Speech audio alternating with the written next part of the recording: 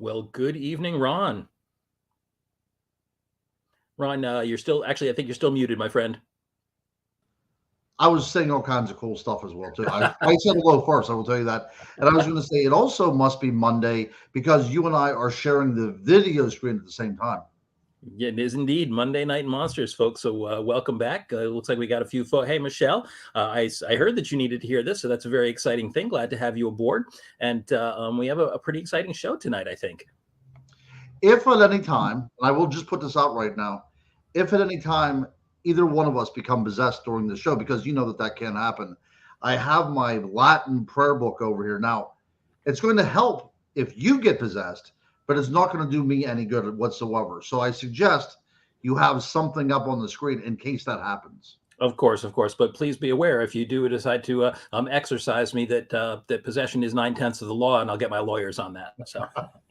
That's awesome. That's awesome. Exorcism and exercise sound so alike to me that my body would reject all forms of either or. So Possibly I'd get abs, which would not be such a bad thing. So.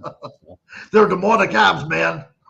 So yes, we're going to be poking the bear or poking the hornet's nest a little bit tonight because we're going to be tackling a topic that is very controversial, and I believe that a lot of people have very, very strong opinions about this. And here on Monday Night Monsters, we have never been afraid to get a little bit intense, get a little bit controversial, and maybe tackle some ideas. And I think that one thing I always like to point out about our show is that we're not here to debunk anything. We're not in the business of debunking. On Monday Night Monsters, one of the things that we want to do is sometimes peel back the misconceptions, peel back the layers of misunderstanding, usually by going back to the source, because I think, as you all must realize, that over the course of the centuries, beliefs, perspectives on things, and the origins of things have changed, and so people's perspectives about topics, what they are today, what they were 100 years ago, what they were 1,000 years ago, they do change and they do evolve. And one thing we think is a good idea is sometimes to go back to the start and find out where something came from, so that we can come forward with a better understanding. Excellently put. Now, before we begin this show, which, in case people haven't figured out, is indeed on demons, let me just ask you a couple questions. Of The course. first question I have for you is, why are demons so popular now? Like, what do you think is part of this cultural milieu that so supports this attraction to the demonic? Interestingly enough, I'm not sure that demons are more popular now than they ever have been. I think that what we have today is the forefront of paranormal investigation in the public eye. And because paranormal investigation is so public now and is such a public form of, let's be honest, such a public form of entertainment, I believe that the resurgence of interest in demonology and sort of demonic activity has just cycled back through. Because one of the things we're going to talk about tonight is how the sort of fascination with the demonic has basically gone through cycles and been a big part of culture at a lot of periods in our history. I'm looking forward to this show.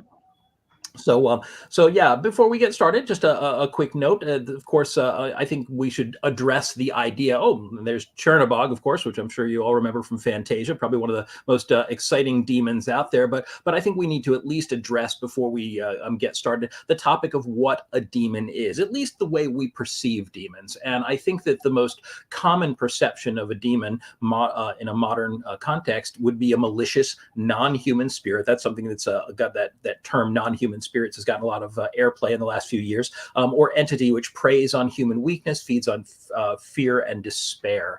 And to follow up with that, I believe that almost universally they hold a religious context. Modern lore associates demons with possession and with disease very commonly, and originates with a distinctly religious cosmology, especially Christian belief, although having echoes in other cultures. And so that's the baseline that we're going to start with, but we are going to be winding back the clock a little bit to see how that idea of demons came into existence. Absolutely. I will tell you this, though, and I'll put this out as a little bit of an asterisk on that.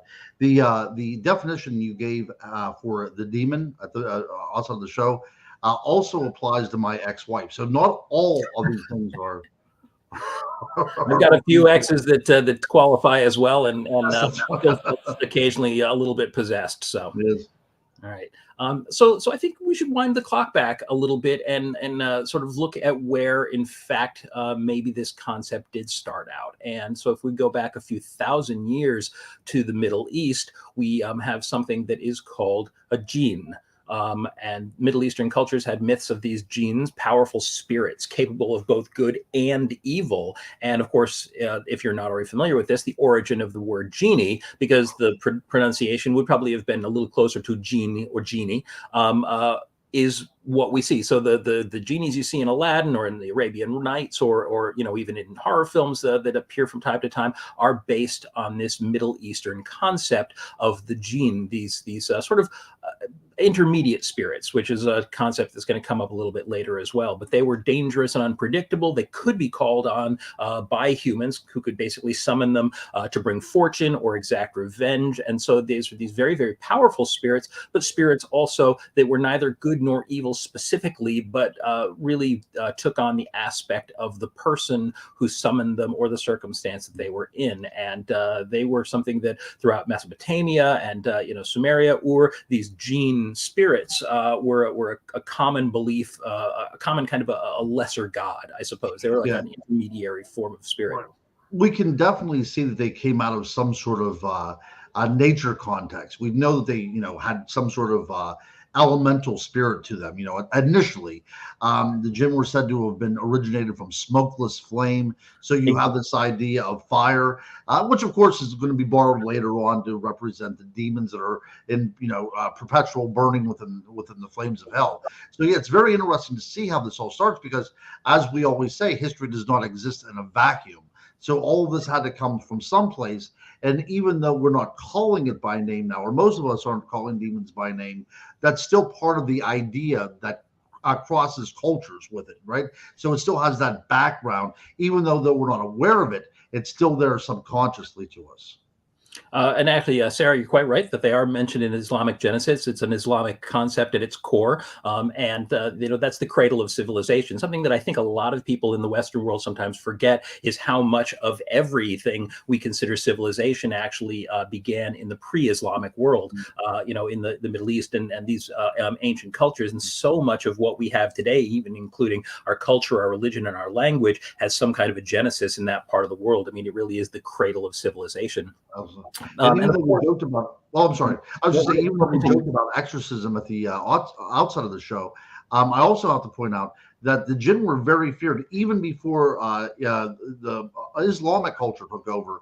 The jinn were so feared that there was, exorcism tablets that were written to keep these kind of things at bay.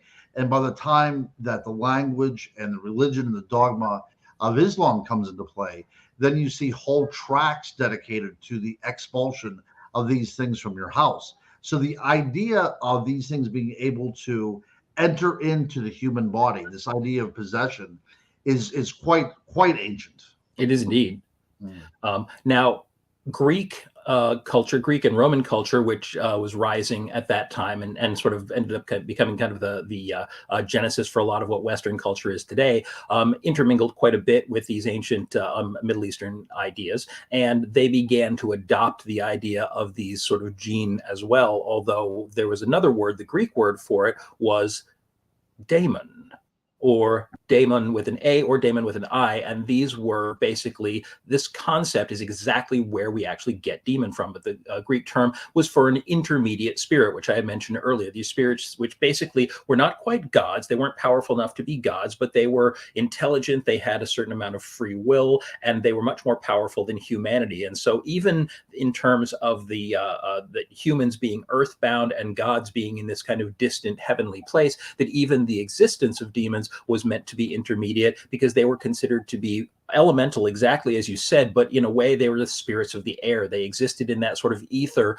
between earth and heaven. And so they very much were not just intermediate in terms of their power over human kind in the human world, but also intermediate in terms of what role they served. They were the bridge between us and the gods. And that's an interesting thing because that's something that we see in not just demons who are meant to be, I guess, in popular culture, we now see them as intermediates between humankind and the ultimate evil, the devil or Satan or whatever your sort of great evil force is, but angels being the intermediate force between humankind and the divine. And the idea that both angels and demons are effectively in these ancient times the same thing, depending on their sort of demeanor, Mm. is something that I think that a lot of people forget. But sorry, very itchy eye all of a sudden. So the Greeks again came up with this concept, or gave a name to these daemon, and that daemon concept was very inhuman in a lot of ways. These creatures were a sort of a merging of human and animal ideas. So they were never portrayed as distinctly human. They were often shown with aspects of both animals and humans, and of course they could be helpful or malicious. But as you mentioned, there were tablets and there were spells, there were household charms that were dedicated to them, and when people wanted ordinary things that were sort of not, great, crop, the crops or the fortune of the world, but rather ordinary day-to-day things like good health, or to have a child or something like that. They wouldn't be praying to the great gods. They would be praying to these intermediate spirits, these jinn or demons, who were the creatures that dealt with ordinary human affairs. Yeah, the gateway or the conduit between two worlds, I guess, is the way you would look at it, which is one of the reasons why by the time we get to the Middle Ages, that not only are angels represented with wings, but also these demons or the demonic, because it shows they can transcend worlds, which is very, curious whenever you look at the iconography, and some of those pictures that you showed there as well too, showed these things with wings. But as you said, and the thing that we have to point out here is that initially the daemon, at least in the Greco-Roman world, before Christianity took over, they were ambivalent, right? They were Yes. not necessarily good and not necessarily evil. They were just something out there that was part of the environment. And because they had such an elemental aspect to them, just like nature, they can be chaotic. Sometimes they can give and sometimes they can take away. And while we're only right now speaking about the sort of Middle Eastern and moving into Near Eastern and Western culture, analogs of these creatures existed in just about every human culture, because we did all ultimately spread out or fan out from a central area. And so ancient Egypt, ancient China, places like this all had their variations on these things by different cultural names, but the concept is essentially still the same. You had your great and powerful sky god who rarely had direct interaction with humans.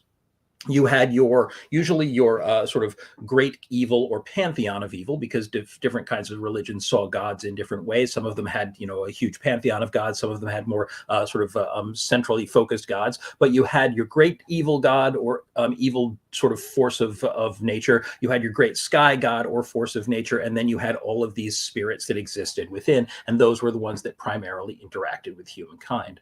But Yeah.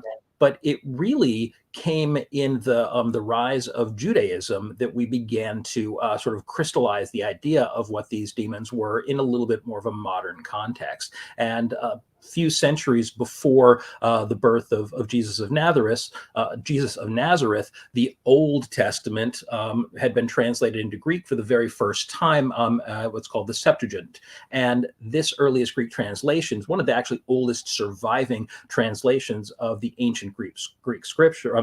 Ancient Jewish scriptures, contains a lot of books that we don't have in the modern Christian Bible. It contained books about sort of the apocalyptic end of creation and all these different things, and it had a lot of rules and things that they were taking the various concepts that were sort of crystallizing into becoming Judaism, and giving them a little bit more form, giving them rules. And this is the first place that we actually begin to see a distinct division between angelic entities and what they called daimonia, which were the gods of other cultures. They actually believed that the gods of other cultures were specifically demons, and this is the first time that the concept of demon was particularly applied to a creature which was meant to be evil. And this was the first culture that did really specifically differentiated between what an angel is and a demon is, and assigned them different perspectives. And ordered them as well, and gave them the nature of good and evil, depending upon what class they fell into. And without that kind of classification, you would not have that development that we see within the Renaissance and starting in the Middle Ages, with the idea of John Milton's Paradise Lost, in which the Satan figure and all the demons that surround him in his court are all named after Middle Eastern gods, which is very curious. I mean, because we're dealing with something that's a few thousand years old that extends clear up to the Middle Ages, which is very interesting.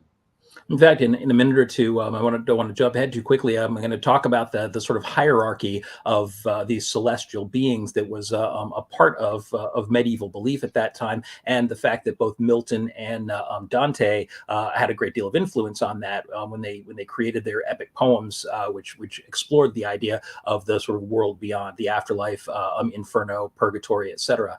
But just a quick note to sort of follow up on the idea of this sort of Jewish, literally demonization of these jinn or daemon characters. Is once seen as neutral forces, they were now specifically designated as openly evil. And the two figures represented here, one would be the figure of Pazuzu. Now, Pazuzu was an old Mesopotamian wind spirit, and as with any other sort of secondary or sub-god, sort of a lesser god, it had dominion over specific things. And while it was a spirit of the air, it was also the spirit of disease. And the Judaic people, the Hebrew people, thought that this clearly would associate it with evil. And so Pazuzu became known as a demon, specifically an evil spirit.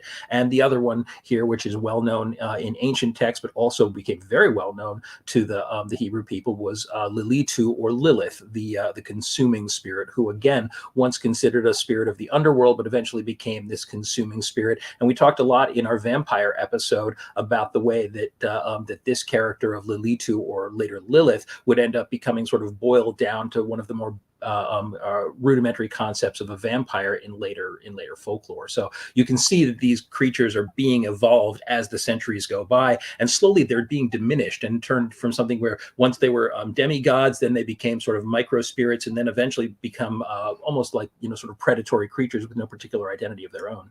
Mm-hmm. Yeah, and like Sarah just says right there, of course, now we start seeing them coming into popular culture, right? Absolutely. Now they become the foils in our horror movies.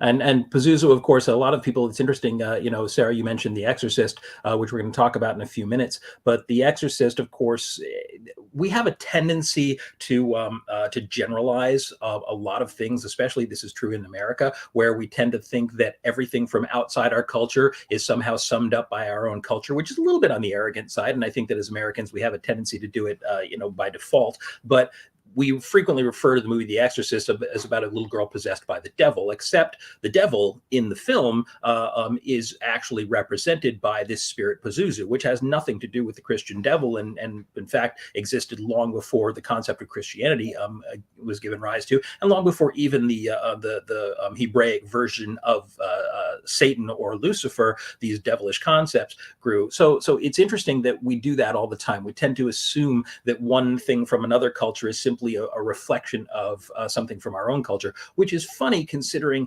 how comparatively young Western civilization is by comparison to some of these older civilizations. And so our culture is not, their culture is not a reflection of ours. Our culture is a reflection of theirs. And our devil is a later version of some of these creatures, obviously not the other way around, but a very good observation though. So, in the medieval era, because we are jumping forward a little bit in history here because things didn't change all that much, but I apologize. Actually, we're going to talk about one of our famous biblical stories. Now, a very, very common idea in the Bible is the idea that Jesus would cast out demons. And one of the most famous stories, and one that gets a great deal of airplay, is I believe it's called the exorcism of, let's see if I'm reading this correctly. I believe it's the Gerasene demoniac, and that means a possessed person. So there was a man who was possessed, and Jesus came to him and was going to cast the demons out of his body. And when he asked the demon what its name was, the demon specifically said, my name is Legion, for we are many. And it turned out that he was not possessed by a single spirit, but rather a host of different spirits. And that one line, that concept about my name is Legion, for we are many, gets so much airplay in fiction, in fantasy, and it's probably the single most well-known biblical demon is this concept of Legion. But he exercises these demons and makes them all pass into a nearby sort of a herd. I'm not sure if herd's the correct word, but a group of pigs. And the pigs then all run off of a short cliff and into a lake and drown themselves, which I have to say, from a theological standpoint, I can't imagine that drowning would have killed the demons, unless they were bound into the pigs' bodies. But the idea is allegedly that this would have defeated the entire horde of demons. And so that is one of the most popular biblical stories, but it's also where we start to see demons really coming into their own in Christian mythology, is in that early story about Jesus.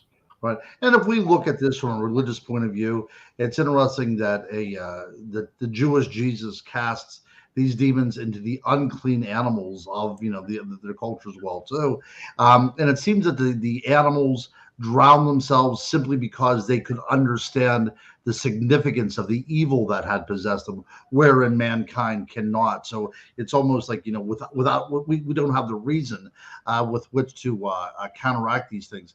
But yeah, very interesting. And again, because none of this exists in a vacuum, we can see the single story that we have in the New Testament drawing from different traditions.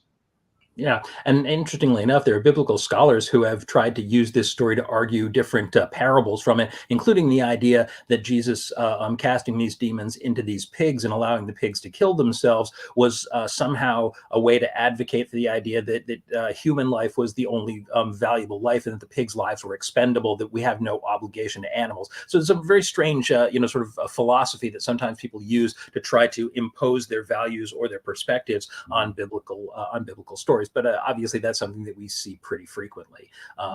So let's see here.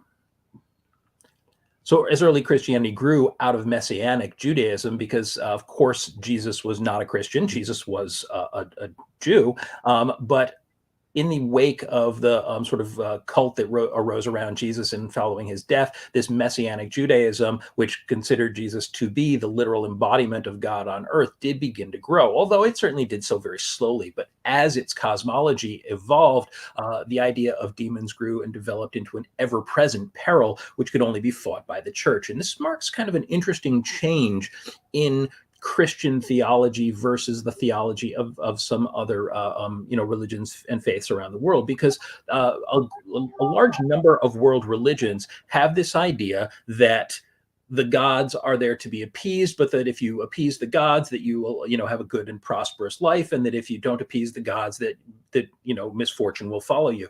But in the Christian belief, it began to evolve into this sin-based economy, I suppose you could call it, where mankind couldn't get the grace of God without constant obeisance to God, without constantly sort of sacrificing to God. And there had to be this constant payback for this eternal level of sin that supposedly was there. And that if you didn't do so, that you would be harassed by demons, possessed by demons, and that the devil was actively out there searching to possess you, to corrupt you, to tempt you. And that's not something that was a part of most other religions, but it was this whole change in perspective that ended up overrunning, I would say, and really changing the perspective of the Christian faith very early on. And another interesting thing to point out as well, too, is that demons aren't only going to make your head spin around and levitate off the bed.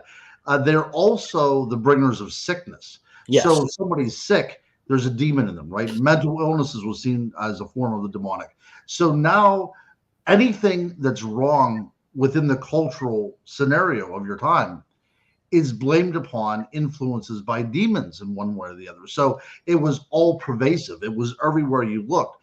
And, like I said, if you were physically ill in some way, or if you were deformed in some way, oftentimes that would lead back to you were being possessed by something. And we do see that in the New Testament as well, that Jesus actually does exorcise demons out of people and people become physically well again. And another thing is, during Jesus's time, there were a lot of exorcists out there. We know this, So it wasn't just Jesus was going around the Holy Land, driving out demons. This was almost a business at the time because it was all pervasive.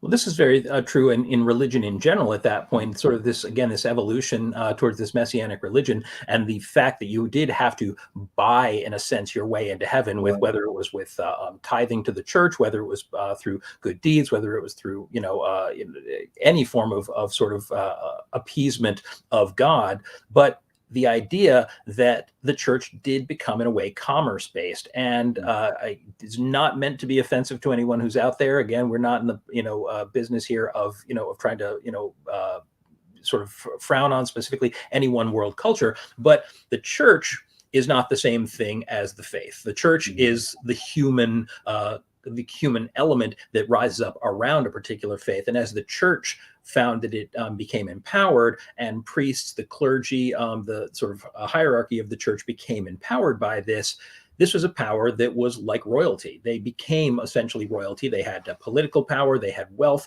and this was all coming from the common people. But most ordinary people are not particularly willing to give up a large portion of their wealth, give a large portion of their money, to give their best livestock or anything else away for no good reason. So the only way to keep people in line was to have an ever-present threat that they had to fight back against. And this threat of the satanic, the demonic, these forces of darkness that were constantly knocking at your door was an excellent way to keep the people enthralled to the church. And so this, again, this demonic commerce idea, it began to grow and really took hold in the early Christian church.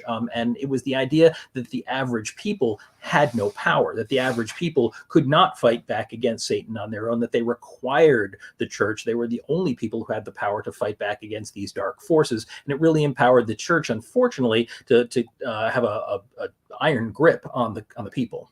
Right. So as Lord Acton said, power corrupts, but absolute power corrupts absolutely. We do see that happening.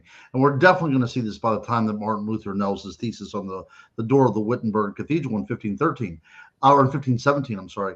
But getting back to the idea that, and this is not naysaying on a religion, but we do know at the time of the Second Temple period within Jerusalem that the main commerce that was being brought in was that of animal sacrifice, right? So the major money that was being brought into Jerusalem at the time was in that way to appease God, so he doesn't become angry with you, and not only to appease God, but something to take your place as your sins. Your Right. sins are forgiven because you sacrificed an animal. So it was that idea of get this out of here in a way, but of course it was controlled by the church, which, by the synagogue, we should say, by the temple.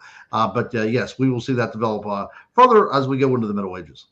An interesting kind of an offshoot from this, and it's something that I hadn't really planned on talking about, but you just mentioned the idea of being able to pass your sins on to someone else is fascinating. Is around this era that the concept of the sin eater emerged, and this is such a fascinating cultural survival that actually made it into, I think, probably the 18th or even maybe early 19th century. The idea that particular people within a community, or sometimes a given individual, usually somebody of low means, the lowest of the low, would offer to take your sins on, usually for a small payment of some kind. And they were shunned by the community. But when a person died, the corpse would, of course, have the person would have sin left over, and you would want your loved one to go on to a final reward in heaven. And so you could pay the sin eater to come and actually consume bread which had laid overnight on the corpse's chest,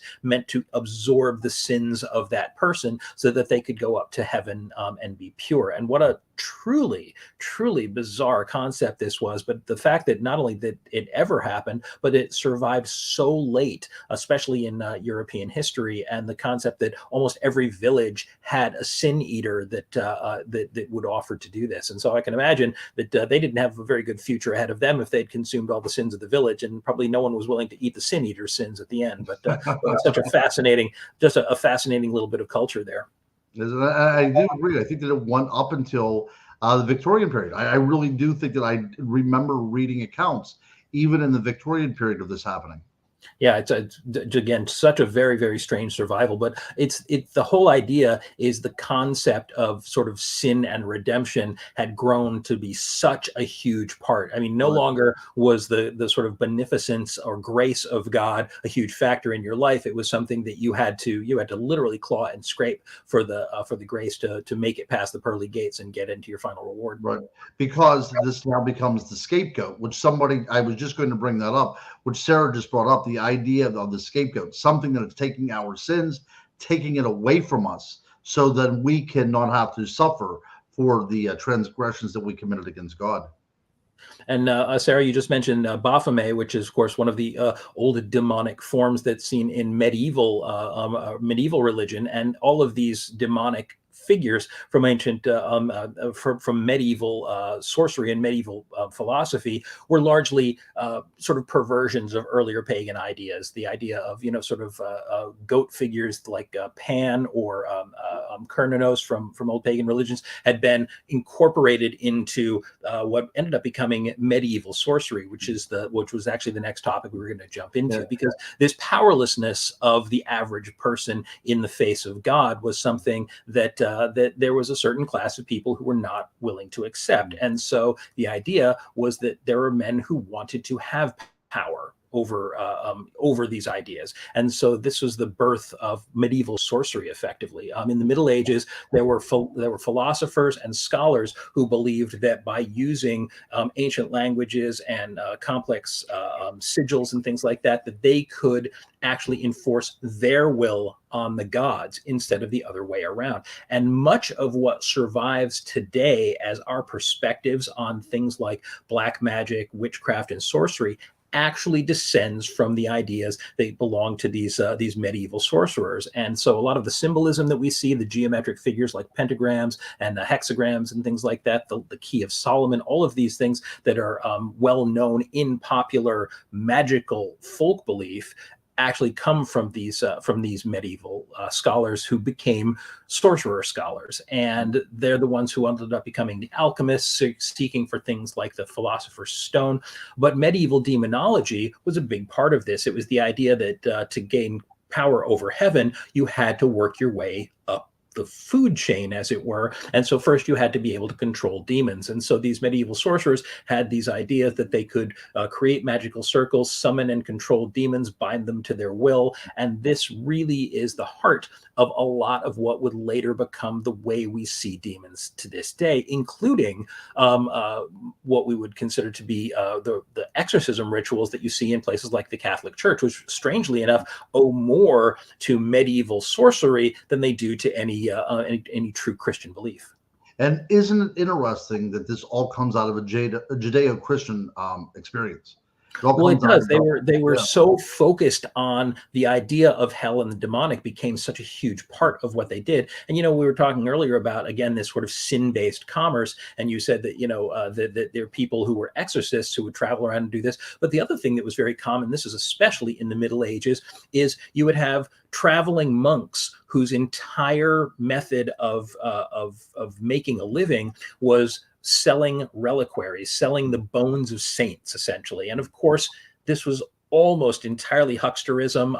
There's actually a wonderful scene in an old Robin Hood movie that I used to watch, where the monk is stopped on the road by the brigands, and he says, "Listen, I've got nothing on me but a bunch of chicken bones," and he pulls a necklace of chicken bones out and says, "This one's the toe bone of Saint Swithins, and this one is this one." And it's very funny, but it was 100% true that this is what they would do. They would yeah. go into villages, and they would, for a few pennies, they would sell the bones of saints so that people could protect themselves from demonic forces and incur the protection of saints. It's fascinating. Right.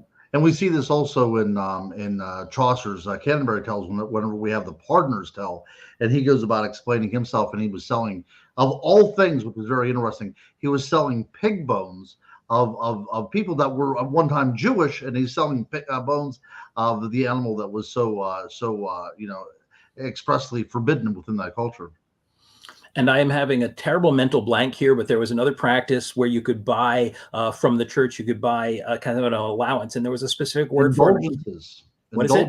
It's an indulgence. Indulgences, yes, of course, Yeah. where you could basically buy off future sins, which was Sure. absolutely crazy. So basically, you could get away with, with whether it was, sneaking around with the barmaid behind your wife's back or something like that. As long as you paid for indulgences, you Right. could actually pay off sins in advance. And again, to me, it's such a fascinating little bit of culture where this allowance of poor behavior became something that the church created a sort of a backdoor for, a loophole for, Right. and so it does make it hard to see the growing power of the church as a particularly morally upright organization when they were so willing to look the other way for a few coins. Right. And that what you said earlier about the commerce that's going on, that makes perfect sense because it is a commodity at this point, right? Getting into heaven is something that becomes something that you can buy or something that you can even sell, which is scary to think about. And when Martin Luther, who was a Catholic priest, he could not take anymore. He still loved his faith. He just had no idea why this was continuing, and not only why this was continuing, but why people were falling for it. And that is the reason why we had to have the Protestant Reformation come about. If that did not happen, I really don't know. I mean, we can speculate on this, but the Catholic faith was on a downward spiral here, and something needed to happen. But what is interesting, even whenever we have Martin Luther come into the scene, that still did not stop our interest in the demons and demonology, because it's going to be another 100 years later when we start having Milton come into play. So, Of course. So let's see.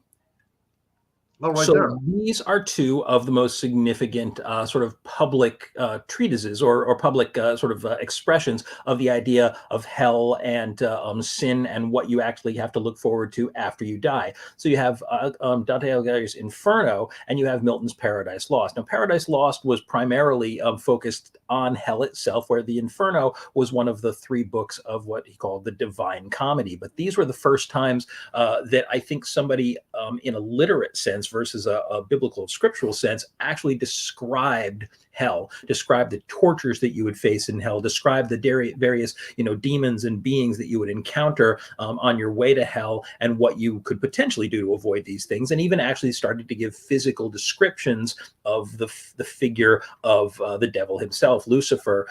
And so these were a huge impact, and these are both epic poems, not prose works, but both very, very important. Now, of course, Dante was back in the 14th century, which was still very deep in the heart of the medieval period with superstition run wild, whereas Milton's was written in the early 17th or the late 17th century, and it was an age when we were just about to break through a barrier, just about to sort of break into an age where that medieval morality wouldn't have quite as much of a hold. So his was more so the last gasp in a way of that perspective. Yeah. And I'm glad you put that up side by side, because that's exactly what I was talking about. So we have Dante writing in a very Italian Roman Catholic style, right? So this is his take on it. So we see a lot of the saints, we see the Virgin Mother. By the time we get to the Paradiso within that cycle of poems, and then when we go off to Milton, we already see the Protestant Reformation came around.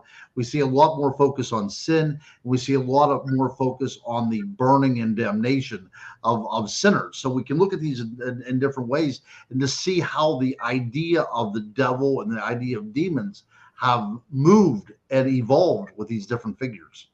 And Sarah, you just pointed out that these stories were basically a sort of a horror tale, a cautionary horror tale, and that they were also popular for their gruesomeness. And that's a true fact. And it is interesting because, of course, today, in the 21st century, horror is wildly popular. And why we find horror so popular is because we love to be frightened. And even then, the idea of this sort of dark universe, this dark and demonic underworld, while it was terrifying, it was also absolutely fascinating. And so stories of the horrors of hell were intriguing, they were fascinating, and they titillated people, to a certain degree. And so while nobody wanted to be subjected to the horrors of hell, they were certainly willing to listen to stories about it. And that, that fascination, again, we were talking about the fascination with the demonic, was something that was very, very common even at that early time. Yeah.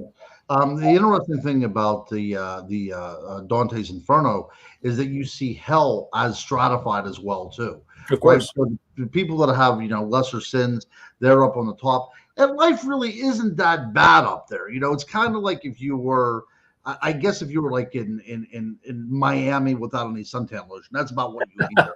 But what is interesting is by the time you get to the very depths of hell in Dante's Inferno, it is ice cold there. See, so we're not really thinking about that kind of stuff. So it's ice cold, and that's where we have Satan himself enthroned.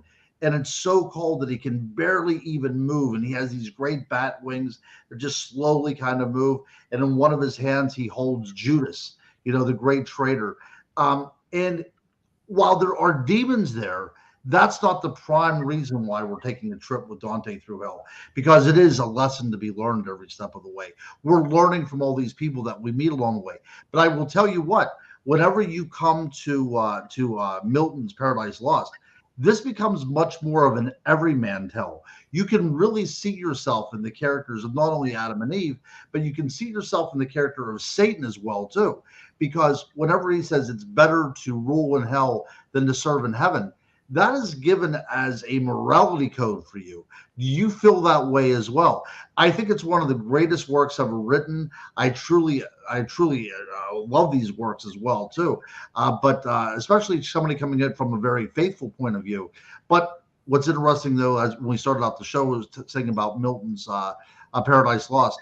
This is whenever we see all these ancient Middle Eastern demons or Middle Eastern gods now become demons. Where you have Mammon, the god of money and everything, who was one time you were supposed to sacrifice children to him.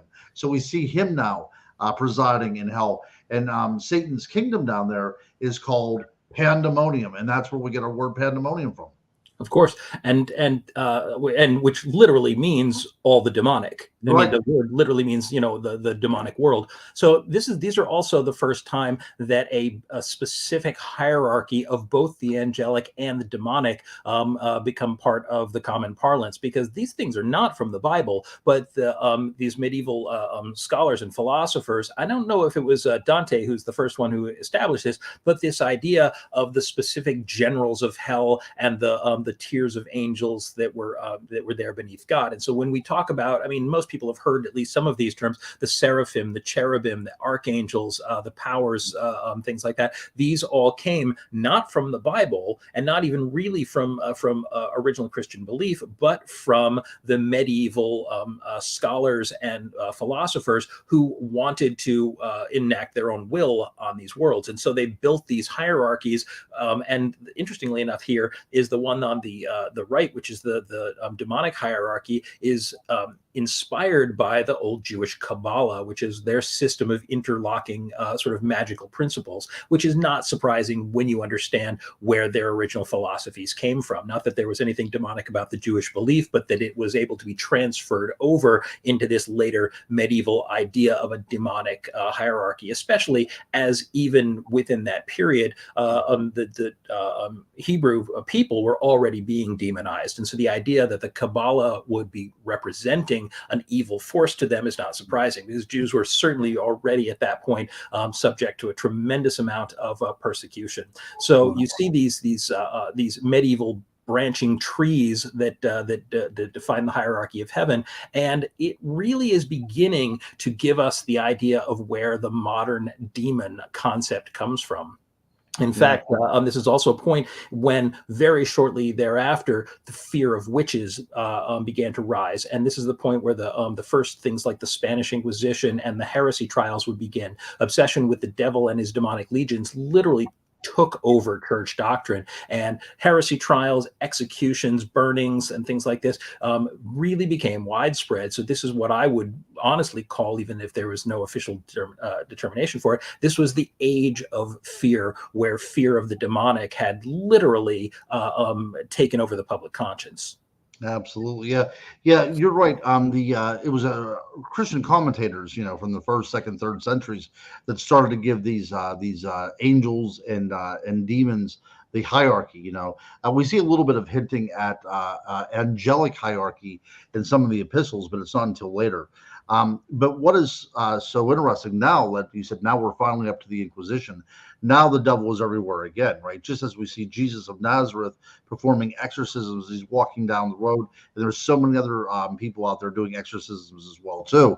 Now we see almost 2,000 years later the same thing happening again, and of course. One of the reasons why people burned witches is to, not only to duplicate the flames of hell, but it was also believed that if you would burn the witch, and usually what happens after you burn the witch is you want to take these ashes and throw them into running water someplace, because it was believed that on the final day of the day of judgment, when Christ returns, that he would not be able to gather the ashes anymore. So that person was doomed to perpetual damnation simply from an act that you committed here on earth against your body.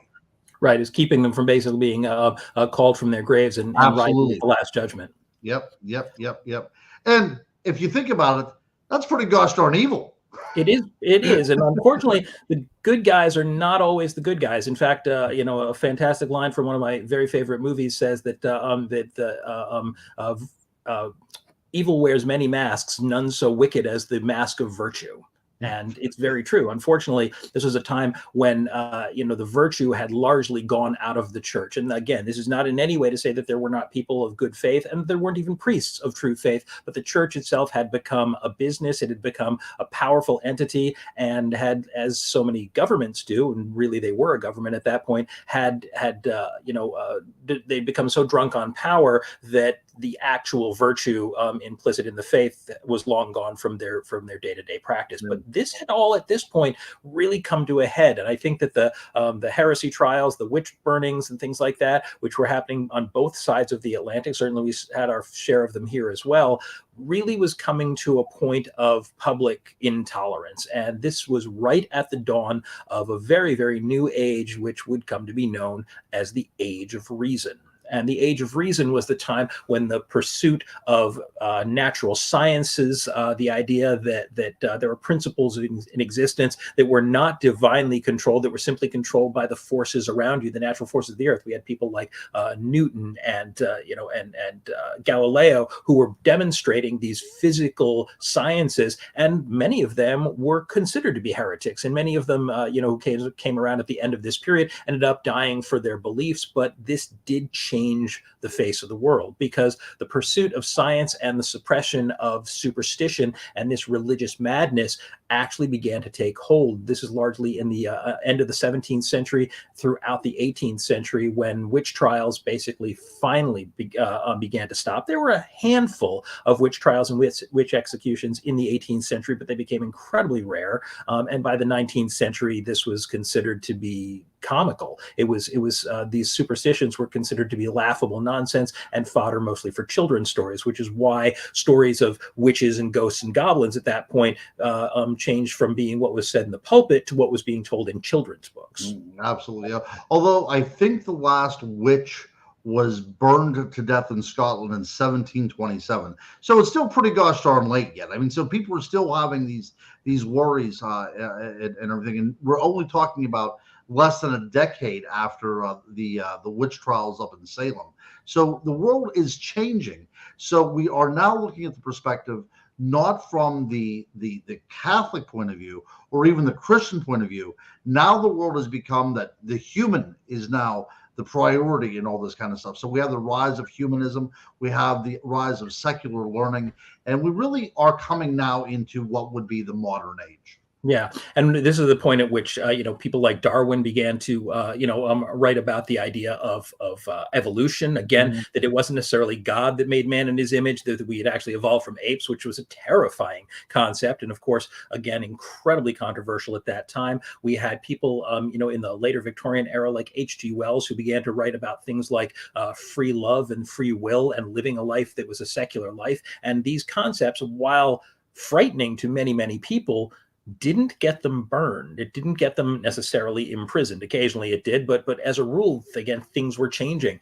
But these ideas of these diabolical forces had not gone away. They had sort of transferred at this point into the world of literature. And now, which is the rise, especially the 19th century, the rise of horror literature, the Gothic literature movement. This is where Frankenstein, interestingly enough, of course, came into it, which was published in, I think, 1818. And this was the first story that not only was a horror story, but it was a horror story that was not supernatural at all. It was about the horrors of science and the idea of a man playing God. So you were right on the edge of that age of reason. So again, a fascinating changeover in perspective. But that fascination with the demonic still began to rise. Now, usually in the form of these dark figures in these Gothic novels who were making pacts with the devil and selling their souls. So it was still good business, but it was business where you could give a halfpence and get yourself a couple of pages of a good gory story. Right.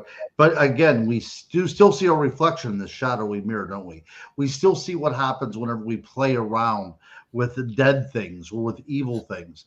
We have Goethe writing at this time in Germany, right? We have the Faustus coming about what happens whenever you make deals with the devil. So we still have this idea there. So as you said, we are now mastering the world around us. We are now at the pinnacle that we've ever been. We have this human hubris that's coming out now, spilling all over the place. Yet we still have to look at ourselves in the mirror in which we see that Satan's reflection, because pretty soon we can fall into the same traps that he did. And just as he fell from grace, so too could humanity as a whole fall from that grace. Well, it's interesting because the pendulum didn't swing all that far before it began to swing back. And it was in the mid to late Victorian era that something very, very new, but still kind of strangely familiar came into play. And that was the rise of Victorian spiritualism.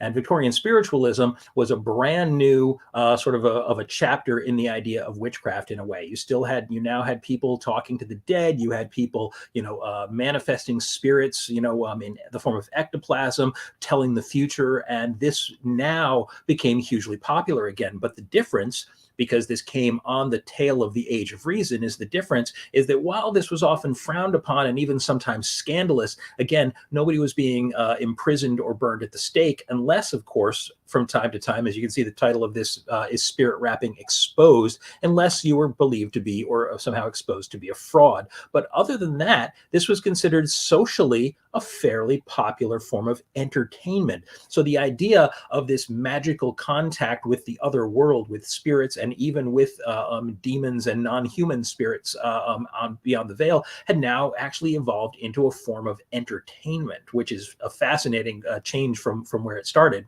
But seances, spirit boards, communication with the dead, it was actually a very fertile ground for stories of demons masquerading as harmless ghosts. And so the fear of the demonic continued to exist underneath the surface of this new spiritualism. And it's something that today I would be willing to bet you that a percentage of the people, even just watching tonight, would refuse to use something like a Ouija board on the idea that it was a gateway to letting demons into your life. And that's a concept that really gained its precedence largely during the Victorian era of spiritualism.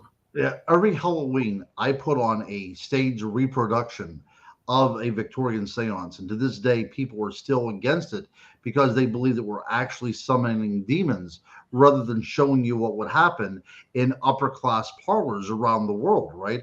This was a time whenever you put your kids to bed, you invite the neighbors over, you have some wine, you have some cheese and crackers, and you communicate with the dead. That was just everyday life. That's falling still in the tradition of what happens around Halloween and everything. But what is also very cool about this is most of the mediums were women. So we still have the idea that the women are the ones that have this kind of connection to that other world, right? The kind of tenuous connection between our world and the other world. So that's happening too. But nobody's getting burned at the stake, like you said. People are still looking poorly upon it. But I got to point out though a couple things is that in the White House, Mary Todd Lincoln actually would have seances at the White House, of which President Abraham Lincoln would actually sit in on. And up until the 1980s, we know that Nancy Reagan herself had contacted astrologers about what to do next. So this idea of demons, whispering in somebody's ear and controlling the outcome or showing you the way to the future is something that happened in our very White House. Right. And the thing, too, is that the fear of the demonic being connected to these things is something that is still incredibly common within the more extreme chapters of the church. I mean, these are the ones that always clap back against these things, warn that the demons are, behind every spirit communication, hiding underneath every Ouija board. Now, obviously, there's still some people today, of less overtly religious belief who do think that, but the church is the one that pushes back stronger than anybody. So that old that old standby of the idea that demons are always waiting just beneath the surface of sort of perception to come and capture you really has not died out in the church. But at this point, we've sort of come to the edge of the 20th century. In the 20th century, even though spiritualism wasn't nearly as popular after the dawn of the 20th century, the idea of horror fiction was still very, very popular. And we began to see these ideas of the demonic becoming very, very popular in fiction. We had well-known writers like M.R. James, who was an amazing writer of ghost stories, in his story Casting the Runes, which is a truly terrifying story, soon afterwards made into the film Night of the Demon. Witches became very popular in cinema at that point. But another, and I think very important element of the sort of change from the world of science and magic and the way they intermingled was H.P. Lovecraft.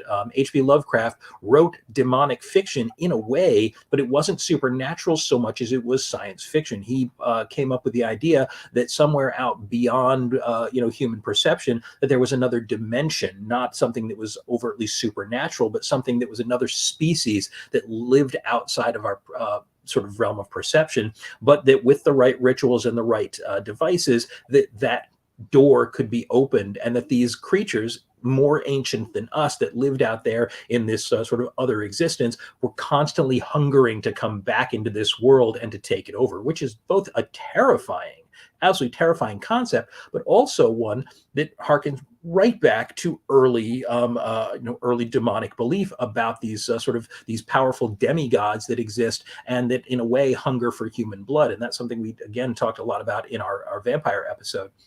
But one particular story that fascinated me, and I read it when I was a teenager, and it's always fascinated me, was a H.P. Lovecraft story called From Beyond. And in this story, a gentleman had created a device which was basically shown a specific kind of light from this device. And when the light was turned on, it actually shone through our reality and into this other reality. And you could see the creatures that surrounded you, these dark predatory creatures. So it was not only a terrifying story, but all the more terrifying because when he used the light, not only could you see the creatures, but now they could see you. And I thought that this was just truly terrifying. But this was now demons and science coming together and becoming sort of merged together with this early 20th century fiction.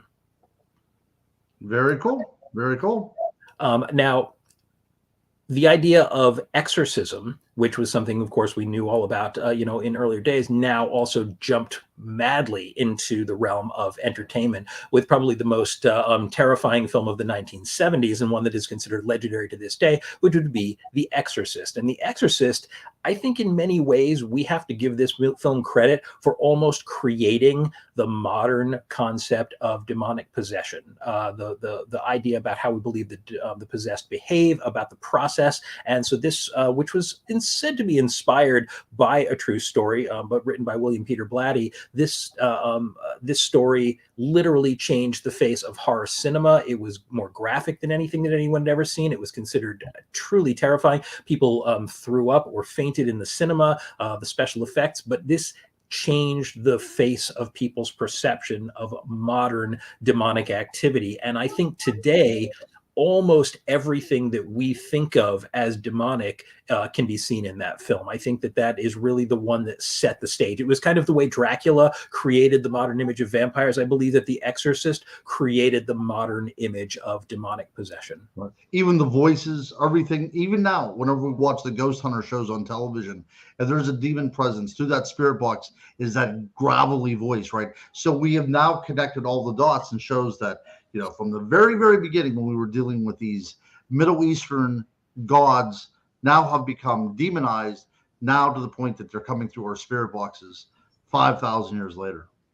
So, folks, we're just about at the 9 o'clock hour, but if no one minds, we're going to continue on for a couple more minutes because I still have a few ideas I want to get through before we sign off for the evening. So we're going to run a little bit over tonight because I want to talk about how the exorcism and the dawn of sort of modern popular demonic ideas has crossed over into popular culture, which it has in a truly, truly astounding way. So after The Exorcist, which really paved the way for the idea of demonic fiction, fascination with the demonic spawned an entire genre. And so over the next few years, you began to get films like in the with the early 1970s, I think it was 1973 or 1974, the Amityville Horror. Just a couple years after that, a film called The Demon Murder Case was made, based on supposedly a true story, which took place in Brookfield, Connecticut. The Amityville Horror, of course, being supposedly based on a true story in Amityville, New York. Here, just about a decade ago, we had The Conjuring, which is based supposedly on a true story, taking place in Harrisville, Rhode Island. And all of these were classic demonic possession films. And you can see, so over the next few decades, these demonic stories, almost always claiming to be based on something true, really, really took off. And within the last decade, one of the things that I think is truly fascinating is something that had never happened before, is the creation of a shared universe of supposedly based on true story demonic films. The Conjuring universe, it's now called. Just the same way we have movies like films like the Avengers, which have this whole big interconnected universe. We have for the first time ever this interconnected universe of demonic activity. And just as the Avengers is about superheroes, in a weird sort of way, the Conjuring universe has created this idea of sort of demon hunting superheroes in the figures of Ed and Lorraine Warren, who of course were very real people and lived here in Connecticut. I believe they lived in Monroe, Connecticut, if I'm not mistaken. So we have these real life demonologists and demon hunters who now are the stars of this entire series, although they're not in every one of the films, but this whole series of interconnected stories about demonic possession and the dangers of it. And this is something that never, I think, has happened before, where we basically taken these real life investigators and turned them into these superheroes with these incredible powers that can defeat basically, any demon, usually demons that even the church is not willing to tackle in these films. And so I think it'd be interesting to talk about the Warrens for a few minutes and the legacy that they've left behind. Oh yeah, I think they're great. I mean, look, they're great characters in those movies. Even though it's really no reflection on who they were as actual people, I think that they're great. I mean, my daughter likes them as characters, in the movies. But yeah, I think that is also a telltale sign about what's going on in our culture as well. We don't necessarily need the church now to fight our battles, right? Somebody who is capable of having that open relationship with God themselves can do things that only the church was once able to do. And somebody also commented on here, boy, those New England states. It's also hearkening back to what happened up there during the Salem witch trials, right? All that evil that happened up there is now being kind of resurrected again, but now it's being handled quite differently than the way it was 300 years ago.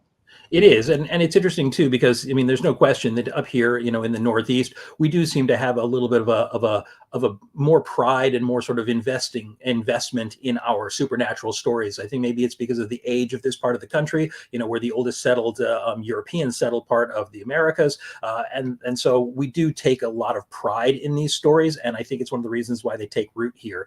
But what you said about the Warrens earlier, I think is certainly worth saying, and we may sort of ruffle a few feathers with this, but the truth is that yes, it's very accurate to say that who Ed and Lorraine Warren were in their real life and who they were in the movies are not necessarily the same thing. The real life Ed and Lorraine Warren did have literally hundreds and hundreds of cases of investigation of psychic phenomena, hauntings, and demonic activity. However, the way it's portrayed in the films doesn't always reflect what happened in real life. Not only are the films obviously fictionalized in terms of the degree of special effects and the monsters coming out of the walls and things like that. But also, for instance, if you listen to the Perron family, who are the heart of the Conjuring, original Conjuring film, they will tell you that they did not, in fact, invite the Warrens to come. The Warrens effectively invited themselves in when they got wind of the story and held a seance in the house. And the Perrons say that after the seance took place, that everything got worse, and that the Warrens did not defeat the evil in the house. That in fact, that their involvement, unfortunately, was negative to the house. And these kind of things, unfortunately, are true. Ed and Lorraine Warren themselves,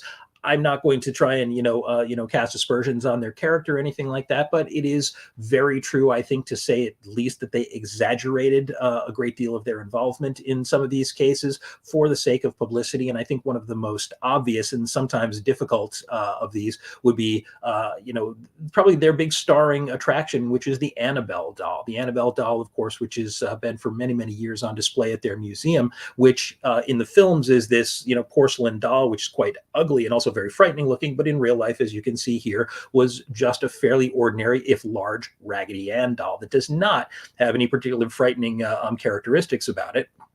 What fascinates me about the Annabelle doll, when you consider its reputation, the Annabelle doll has allegedly been blamed for both demonic possession, a slew of violent attacks leading to injuries, and even apparently said to be responsible for 2 near-death experiences. And while that's pretty terrifying as a legacy for a possessed doll, no matter what the doll itself looks like, it's a little bit more distressing when you realize that this doll is frequently taken on tour. And so in their actual museum, they have this framework that is designed to protect the doll. It's supposedly church-blessed glass. They've got this tarot card of the devil pinned to the outside. I'm not quite sure why that would be. And a warning saying, positively do not open. So one has to realistically ask, is it safe to put such an object on public display and to carry it around to conventions so that the curious can gawk at it? And so what I find when I think about that is I find myself asking, so I feel like there are 2 options here. One is that it would be an irresponsible act, just looking for publicity, to take something, if you truly believe it is that haunted, to take it out and show it to the public when it is supposed to be so potentially dangerous. And the other would be that perhaps they are aware that it is not quite as dangerous as they have, as it has been purported to be. So I don't know. Is it that the Annabelle doll isn't really haunted, but it makes good money? Or is it the Annabelle doll is really haunted and they don't care because it makes good money? I'm not really sure which of these 2 things it is, but it does, to me, at least cast a pall of doubt over it. And unfortunately, I think that is something that at the end of the day is kind of the crux of the modern demonic obsession that you see in paranormal media. And I think that this obsession or infatuation with the demonic has really gotten out of control. Virtually all of the ghost hunting shows now focus very, very heavily on the demonic because I just don't think that ghosts are considered dangerous enough anymore. They're not sexy enough. The idea that the demonic is just so much more dangerous and therefore has more allure to them, which is something we talked about earlier with the early medieval people reading the Inferno or reading Paradise Lost. The idea of the titillation of the fear of the demonic. It's good money. It's good business. It is. And as a child of the 1970s who went to Catholic school, we were told by the nuns that demons cannot possess you unless you allow a door within yourself to be open and to come on in. So I think that's the thing that we have to keep in mind as well, too. But again, when we talk about this Annabelle thing, bringing it out, don't they also get kind of worried about the idea of intentions that are projected onto this thing, right? Everybody and their brother that are looking at this thing thinks it has a demon in it. Wouldn't you assume that if you believe in those kind of things to begin with, that is opening up a highway for the demonic activity to go into the thing? It certainly would seem so. And so, I mean, as I say, at the end of the day, I'm not suggesting that the doll is or isn't haunted or that, in fact, demons do or do not exist. I think that the jury is out on that. If demons exist on some level, I think there's certainly a world of possibility. I do not claim to have the answers to all of these things, but I do believe that the obsession with the demonic, which has now become, sort of stock and barrel for the entire sort of ghost hunting community and is very popular popularized, unfortunately, by some of the television shows. I think that it is not only dishonest, but I also think that it's unhealthy. And I think that this it's a trend in the paranormal field that I look forward to ending, or sort of reaching the point where the bubble bursts, because I just don't think that it really has the bearing on paranormal investigation that the field was intended to investigate. Yeah. I think walking into a supposedly haunted building, taunting the alleged demons within, and then claiming to get scratched and slapped around is not particularly beneficial to the paranormal field by and large. So that would be my final word on that one. And I do a lot of Bigfoot conferences whenever I hear people doing entire lectures on Bigfoot being a demon as well, too. So it's pervasive. Yeah. So, well, ladies and gentlemen, I want to thank you for hanging on for a few extra minutes for us to get through the rest of this. Again, I hope that we gave you some insight into sort of the world of the demonic, and the parts that might be legitimate and the parts that may not, and how we got to this place where we do seem to have demons around every corner. But just want to let you know before we go for the evening that next week we're going to take a little break. We're just going to do a week off to sort of get our head together. We'll be back in 2 weeks. I believe that's the 21st, if I'm not mistaken, with a brand new episode. Next week we'll probably run one of our fun old episodes. So if there's something that you haven't seen, we'll run that next week for you. And so just want to thank you as always for joining us this evening, Ron. As always, fantastic conversation. Absolutely love it. So guys, you have a wonderful night, and we will see you in 2 weeks again live for the next episode of Monday Night Monsters. And until then, keep your religious icons handy, and don't use your Ouija board. So good night, guys.